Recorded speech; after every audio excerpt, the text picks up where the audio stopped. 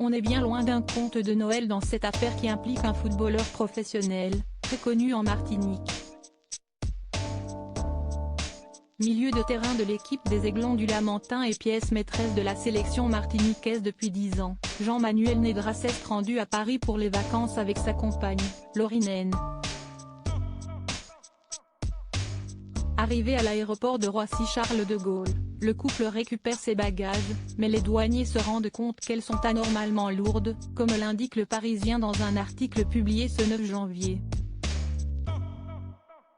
Ils décident alors de les ouvrir et découvrent plus de 102 kg de cocaïne à l'intérieur.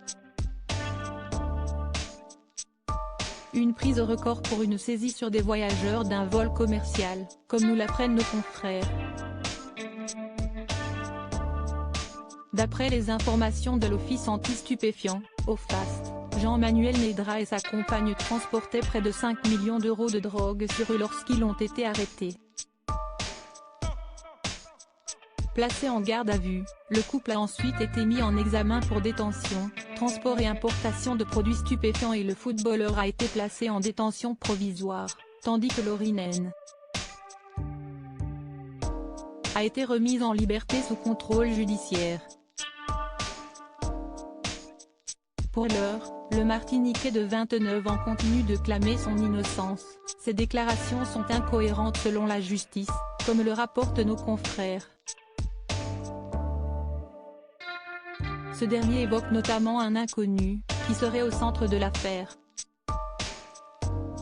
« Je n'aurais jamais pris les valises si j'avais su ce qu'il y avait dedans », a-t-il déclaré aux enquêteurs.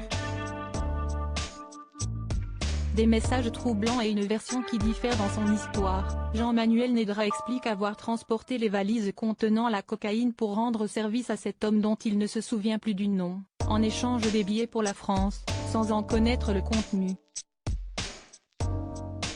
Comme le rapporte Le Parisien, les enquêteurs sont néanmoins tombés sur des messages envoyés aux joueurs peu avant l'arrestation et qui semblent contredire cette version des faits.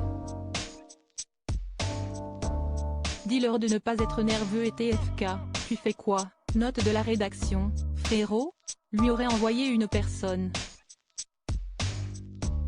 Pour ne rien arranger, Laurie Naine a apporté une version différente de l'histoire lors de sa garde à vue, affirmant que son compagnon a récupéré les valises chez son oncle pour aider son cousin à déménager en métropole.